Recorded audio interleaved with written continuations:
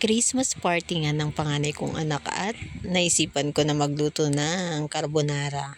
First time kong magluluto ng carbonara. Kaya naman kagabi pa lang dahil maaga ang Christmas party ng anak ko, yung pasta inuna ko ng lutuin. At ito namang sauce, ngayon ko lang siya lulutuing umaga. Ayon nga sa mga advice sa akin ng aking BFF na magaling magluto ng carbonara na si Maricar at si Marge, unang piniprito daw ay yung ham. Nakalimutan ko nga bumili ng mushroom kasi hindi ko talaga alam kung ano yung nilalagay. Kaya okay na yan, sa una pa lang naman ham na lang muna ilalagay ko. Yung lulutuin ko ng carbonara ay sa pagkakaalam ko 1 kilo, kaya bumili ako ng 2 Nestle cream at 2 evaporada na gatas. Ayan nga, gisa-gisa. After kumpletuhin yung ham, yan naman, ginisa ko yung sibuyas at bawang sa butter. Ayun, after naman yan, ilalagay pa rin natin yan yung niluto nating ham sa mantika kanina, para syempre maglasa siyang butter.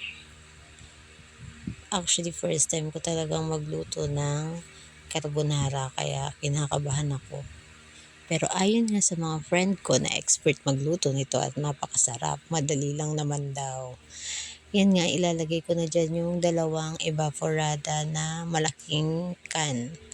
Kasi pag sabi nila, pag 1 kilo daw, sorry, hindi siya 2 kilos. Pag 1 kilo daw, kailangan daw 2 evaporated milk ang ilagay ko. Ayan. And then ayan, dapat daw halu-haluin. Tapos lagyan daw ng cornstarch para lumapot siya kahit papaano. And then antayin mo lang yung consistency na sinasabi nila. Yung consistency, yung parang konting lumapot na siya. Yun. Ganun daw yung pag-check nun. At kung pwede mo na rin ilagay yung Nestle cream. Ayan, 2 Nestle cream nga at magkaibang brand yung nilagay ko dahil hindi ko siya sabay binili. Akala ko kasi pag 1 kilo isang Nestle cream lang, 2 pala. Ayan nga, pasensya na kayo sa mga aso namin. Talagang ganyan sila kaingay. Ayan, halo-halo lang. And then, lagyan ko nga daw ito ng cheese para daw lalo nga sumarap ang lasa. Bukod sa cheese, naglagay din ako ng magic sarap at beef cubes. Yan.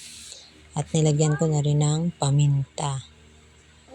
At halo-halo lang.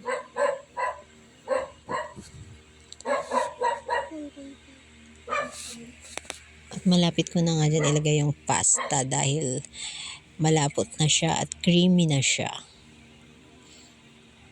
Ayan. O, diba, pasensyahan nyo na may singer akong kasama habang nagre-record. Ayan, nalagay ko na yung pasta. Ayan. Tinatansya-tansya ko nga muna bago ko ubusin kasi baka ako mamaya kulang yung sauce. Yung pala, marami yung sauce. Sakto naman pala talaga sa 1 kilo yung ginawa kong sauce. So, inubos ko na lahat. Ito yung napag-ispasyahan kong lutuin, carbonara, kasi halos lahat na ng pwedeng dalhin ay meron nang magdadala. May nagdala ng spaghetti, pansit, at may nagdala na ng puto, may nagdala na ng maha, may nagdala na ng ibang dessert. So, sabi ko wala pang carbonara, may pasta naman dito sa bahay. So, naisip ko carbonara na lang. Dahil first time ko nga magluto, happy naman ako at nakuha ko yung tamang timpla. At ayan na nga siya. Thank you.